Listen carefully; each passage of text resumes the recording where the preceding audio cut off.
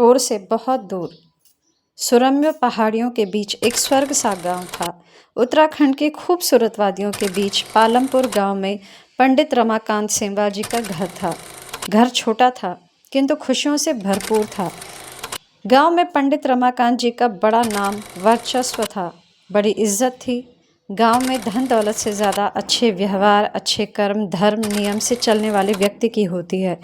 रमाकांत जी एक छोटे से प्राथमिक विद्यालय के शिक्षक थे।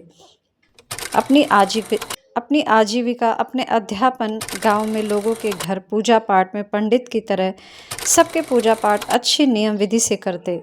इस सम्मान, गांव के लोगों के बीच उनको मिलने वाले स्नेह से वो अपने जीवन से बहुत संतुष्ट थे। रमाकांत जी की धर्मपत्नी अपनी गृहस्थ जीवन के सभी कर्तव्यों का निर्वाह करती थी। सास ससुर की सेवा, बच्चों का पालन पोषण, गौ माता की सेवा, खेती बाड़ी का काम। सावित्री देवी बहुत कर्मठ महिला थी। 4 बच्चों का जीवन, 2 बेटे बेटियां, सबका जीवन अच्छे संस्कार, अच्छे व्यवहार, अच्छी शिक्षा दीक्षा के साथ चल रहा था। रमाकांत जी अपने बच्चों और गांव के बच्चों को बड़ी तन्मयता से पढ़ाते। वो कहते, अच्छी शिक्षा से गांव का विकास होगा।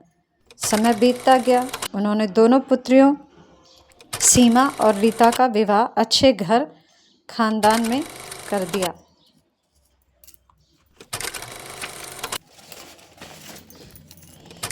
अच्छे शिक्षित दामाद, अच्छे संस्कारों, सेवा धर्म वाली होनहार पुत्रियों को पाकर पूरा परिवार बहुत खुश था।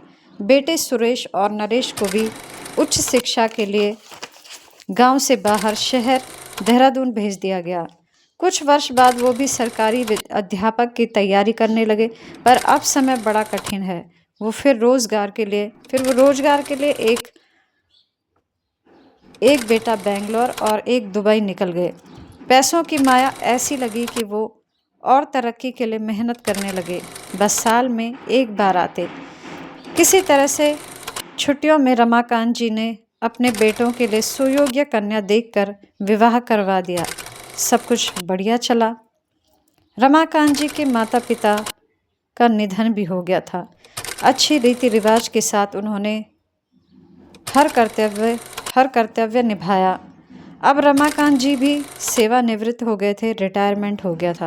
अब पूरा समय रमाकांत जी किसी के घर पूजा पाठ जजमानी में जाते। सुमित्रा देवी अपनी जिम्मेदारियों में लगी रहती। अब शरीर शिथिल हो रहा था। रमाकांत जी के बच्चे अपनी गृहस्थियों जिम्मेदारियों में व्यस्त थे।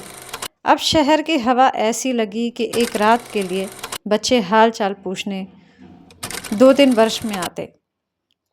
रमाकांत जी को घर की चहल पहल और अपने जीवन में वो सोनापन काटने लगा। वो सोचते, अपने खेतों को देखकर हम जीवन भर भागते रहे, भविष्य में सुख मिलेगा। किसी के पास उनका हालचाल पूछने का अब समय न था। सुमित्रा देवी का भी स्वर्गवास हो गया।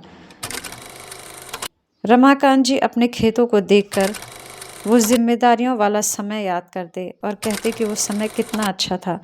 हालांकि उस समय में फुर्सत न थी, लेकिन फिर भी जीवन में एक आस थी। आज समय ही समय है, पर काटने के लिए कोई तो मुझे ये तरकीब बता दो कि ये समय कैसे कटे। Thank you so much.